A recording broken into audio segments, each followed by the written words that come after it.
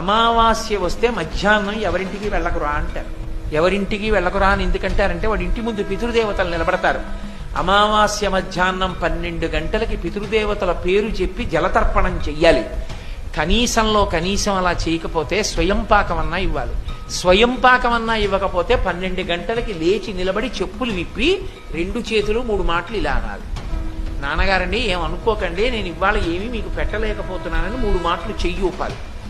అలా కూడా ఊపకపోతే పితృదేవతలు ఆగ్రహిస్తారు. దుర్మార్గుడు, నేను జన్మనిచ్చాను, అమావాస్య 12 అయింది, అయినా సరే నాకేం చేయడం. నాకు ఒక్కొక్కసారి ఆశ్చర్యంగా ఉంటుంది. నేను చెప్పిన మాటల్ని ఎంత గట్టిగా పట్టుకుంటుంటారంటే కొంతమంది, మా మోహన్ రావు గారు అమావాస్య వస్తే ఏ బ్రాహ్మణ కుటుంబం కన్నా నిష్ఠగా చేస్తారు పితృదేవత. 12 అయ్యే వరకు ఉండి బ్రాహ్మణుల్ని తీసుకొచ్చి స్వయం పాకం ఇచ్చి అప్పుడు భోజనం చేస్తాడు. కాబట్టి అమావాస్య నాడు పితృతర్పణం చెయ్యాలి. ఆంధ్రదేశంలో అంటే సమస్త ఆచారములు లుప్తమైపోతున్నాయి, కానీ ఇప్పటికీ ద్రవిడ దేశంలో మహళయపక్షం వస్తే ఏ దేవాలయానికి వెళ్ళరు.